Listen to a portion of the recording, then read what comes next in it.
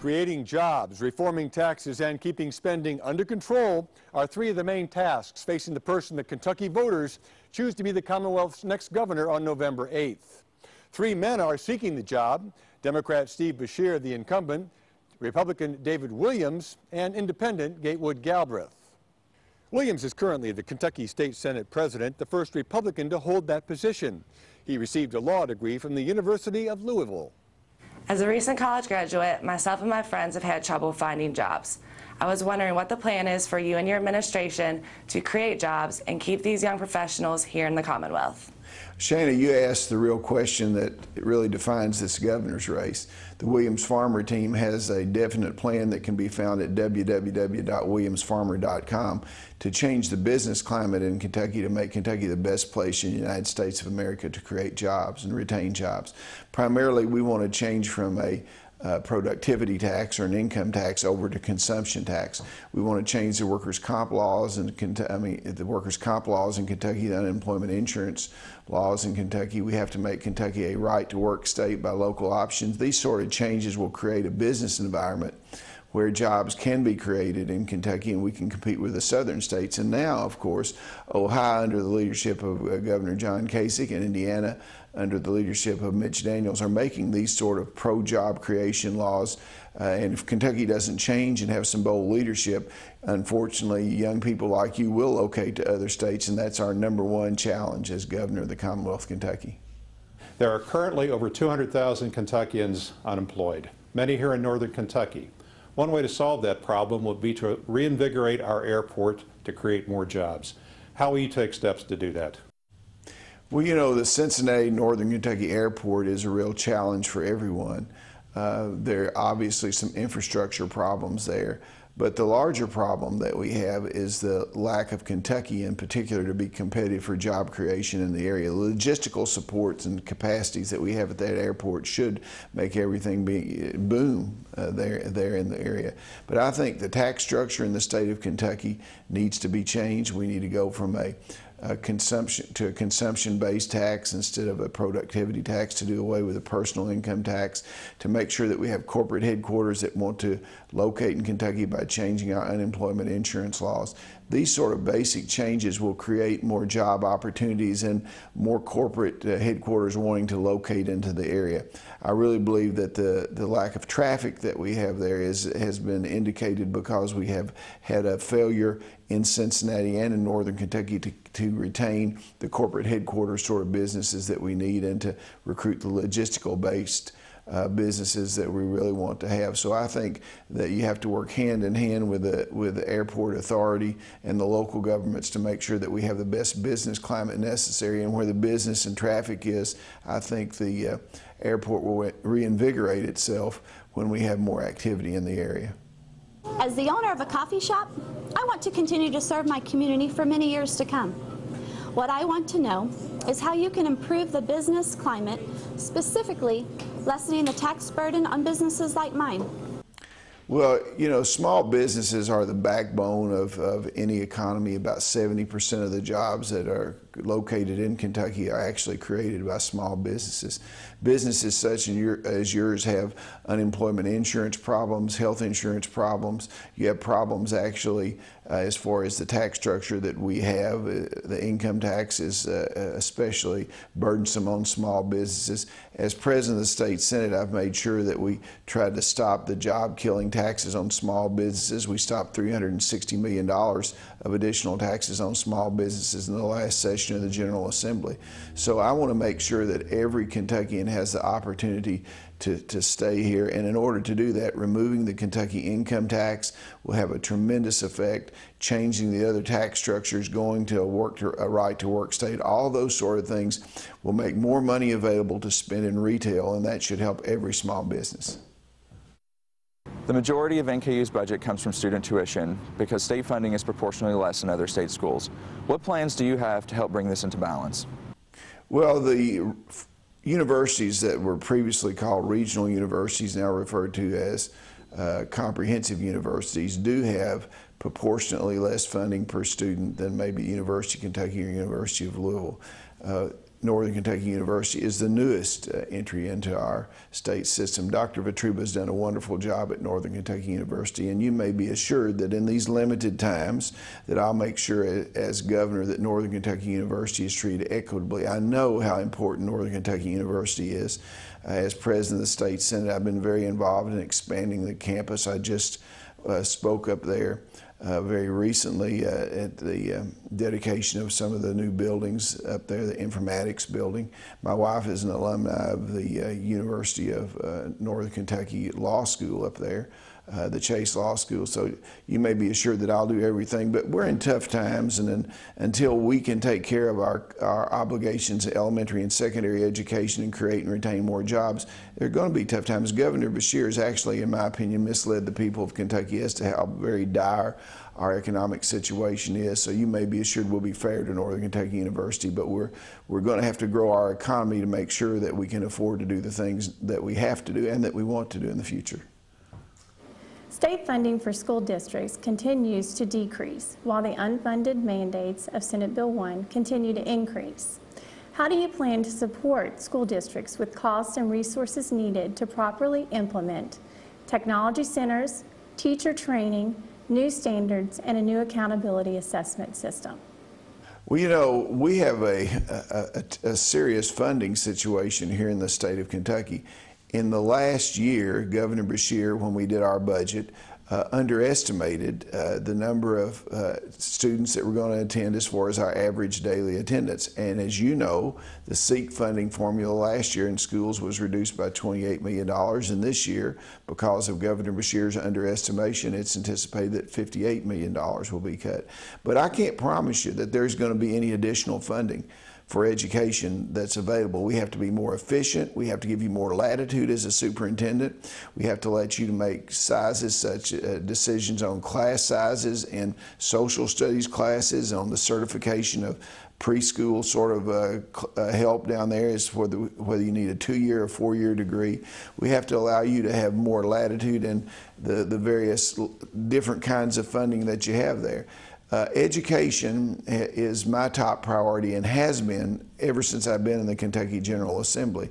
But we have a larger problem in the state of Kentucky. We do not have job growth. We do not have the ability to sustain ourselves. There's a $750 million hole in our budget, and Governor Beshear has told you and other educators that everything's okay in our budget. This is going to be tough times. The only thing I tell you is that we need to be more efficient and give you more latitude and grow our economy to remove the personal income tax, to make the changes that will make Kentucky more competitive to well-paying jobs. And if we don't do that, Superintendent, we're going to have continued cuts and cuts and cuts over the next several years. I'm glad that you recognize the importance of Senate Bill 1. We did away with the CATS test, and I really believe that implementation of Senate Bill 1 will make your school district more efficient and less cumbersome as far as the costs are concerned. In the times that we're living in, we're seeing a substantial increase in need. Our food pantry, benevolence requests, people without a job, all those things are increasing. What are some things that you're going to do to help us expand the opportunities for those who are in need?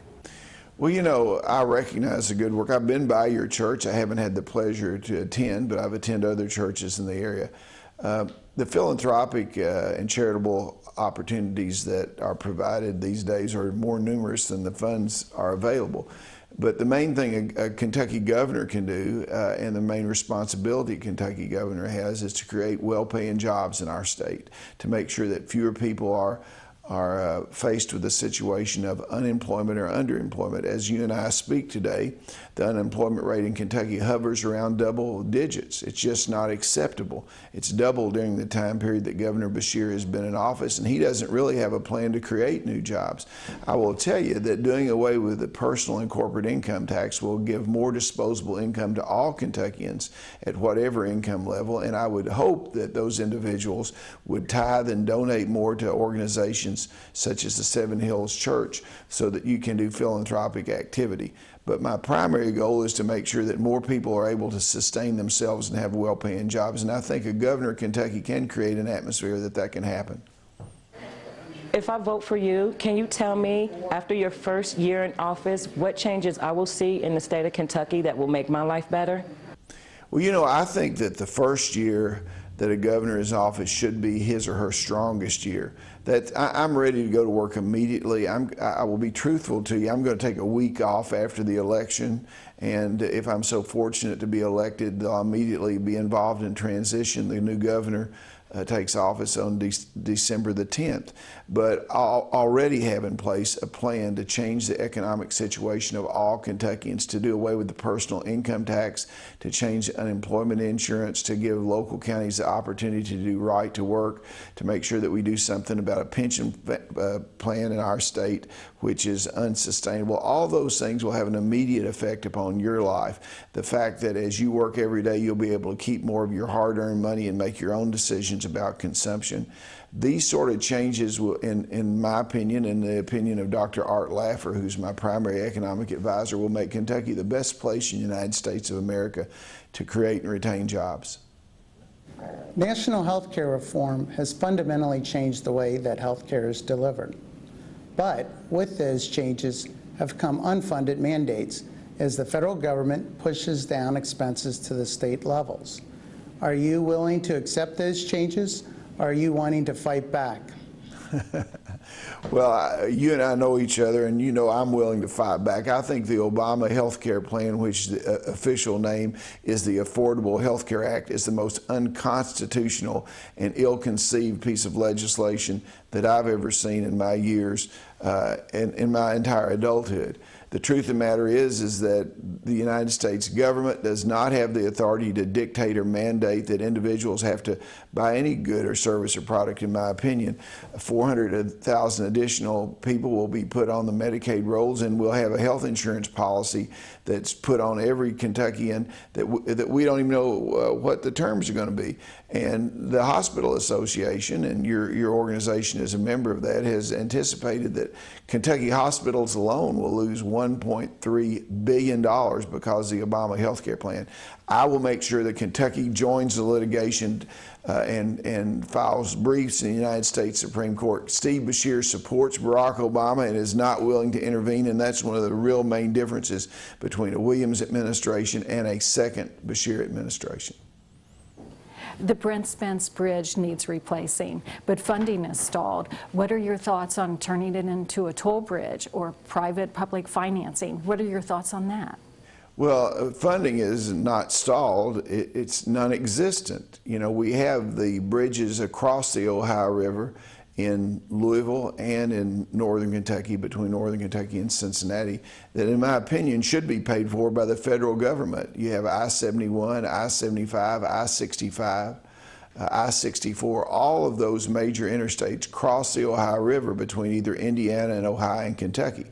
We're in very dire circumstance right now, and we will continue to work with our congressional delegation to make sure that we go forward. But really, there's no difference if you say public-private partnerships or tolling, because all public-private partnerships involve tolling. You saw what Mitch Daniels did to the roads up in northern Indiana as far as selling those roads or leasing them and getting tolls. So I am not in favor of turning these projects over to some large corporations to allow them to set tolls that would be unreasonable. I think we have to work together with Ohio. I met with ODOT, the Ohio Department of Transportation, on several occasions to continue to work on this problem that we have, and I continue to look to the federal government. Of the few things that I think the federal government ought to do, bridges such as the Brent Spence Bridge are the sort of things that the federal government should concentrate on. We only get about $500 million a year from the federal government to do all the roads and bridges and everything that we need to do on the interstates in the Commonwealth of Kentucky. I think we have to work hard together to make sure that we reach a consensus, and then this should be an issue in the next presidential race. Traditionally, new construction has led both the downturn and the recovery in our economy. For the last 5.5 years, new construction has been in recession. What is your plan to rid the Commonwealth of the unfair and undervalued competition of the repossessed and short sale homes? Well, you know, inventory that's out there as far as of repossessed property and unsold homes is a tremendous problem, as you know. You can look at the new construction business and the automobile industry, new car sales and automobile industry, and really tell how healthy an economy is at any particular time. In my business plan that can be found at www.williamsfarmer.com, we do have some temporary tax cuts that we are proposing for tax cuts and on building supplies so that we can try to jack up and give a boost to that industry. But the long-term answer to your problem and the problem of everyone that's in the business building industry and associated businesses is to improve the per capita income of Kentuckians and to make more Kentuckians have the opportunity to own a home because they have more well-paying jobs. This is what my goal is. I'm the only candidate in this race that has a particular plan to do that, and I encourage you to read that plan. There's been much discussion and debate about raising the dropout age in Kentucky to 18. As a school superintendent, I do support this concept. However, we must realize that school districts cannot endure another unfunded mandate.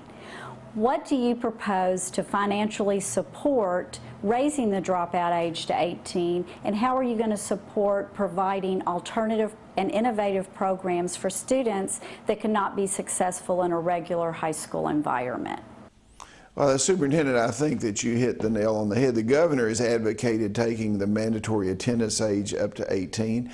There is no statistical information that taking the mandatory attendance age to 18 will have any effect upon the high school graduation rate or the successful completion of the course of studies. You're also correct in saying that it costs about $10,000 a student, and we, that would toward 8,000, 10,000 students a year that drop out during that time period. It's a very costly endeavor that you get involved in, and as the governor proposed, it was an unfunded mandate.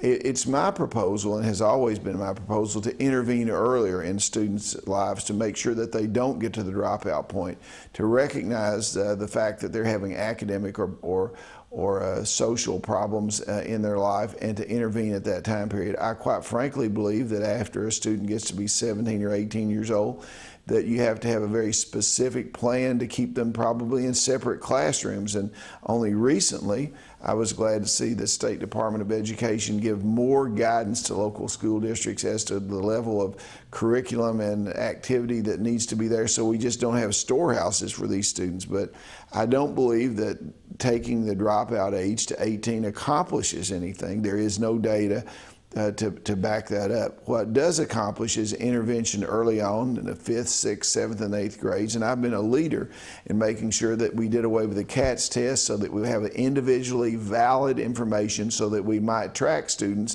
and intervene and find their problems so that not only the teachers can know those problems, but the parents can, to get involved. Parental involvement, teacher involvement, early intervention is the answer, not raising the dropout age to 18. That is a Band-Aid approach, and it sounds good, it might feel good, but it's very costly and ineffectual. We keep hearing about tax incentives and grants and investments being made to keep existing Kentucky businesses and bring new ones into the Commonwealth. However, there are smaller businesses that are struggling and don't want government assistance. What can be done to reduce the burden of government on these businesses? Well, I'm glad you asked that question. That's the main difference between the David Williams approach to developing jobs in the state and Steve Beshear. I don't think government should be picking the winners and losers. I think these incentive programs, as used by Governor Beshear and announcing potential jobs, many of those jobs don't ever happen, is just an indication or an admission that our business climate and our tax structure is broken when compared to other states. The southern states, where most of the job creation has happened, have done away to a large extent to personal income taxes and some on corporate income taxes. They've gone to right to work, they've reduced the cost of unemployment insurance, they've done tort reform, they've done all these things that can help every person to have an opportunity to use his or her entrepreneurial gifts. And I don't think the government ought to be picking and choosing the winners. Now, Steve Beshear thinks that that's the right approach, to let his economic development cabinet come in and make these big announcements, but most jobs are created by small businesses. Retail and other jobs in small businesses are the backbone of the United States of America and Kentucky. So as your governor, I'm going to have a level playing field so the government doesn't pick the winners and losers.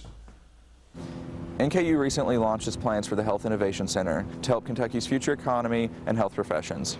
What plans do you have to help us bring this important facility to life?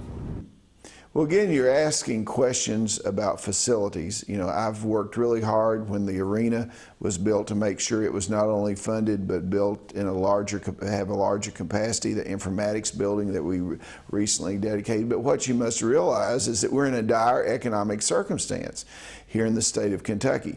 We don't have the money to issue additional bonds.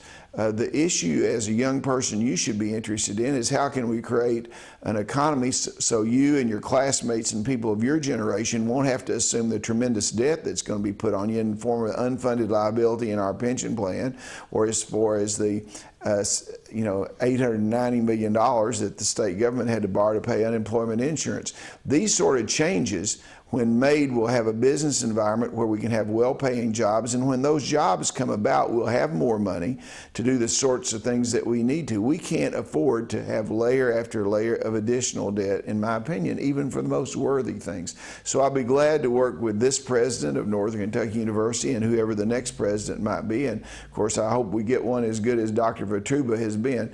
But we need to look at the long-term implications of the level of debt that we have.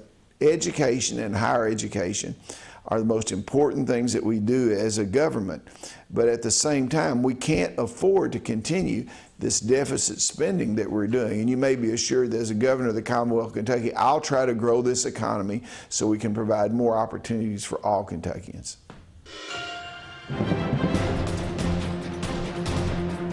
Elections for President of the United States or for governor of any state should always be about the future. And that's what this election for the governorship of the Commonwealth of Kentucky is all about. I'm David Williams. I'm presently the president of the Kentucky State Senate and have been so for 10 years. During that time period, I've tried to make sure we had educational improvement, hold down the level of debt, reduce the personal and corporate income taxes in the state.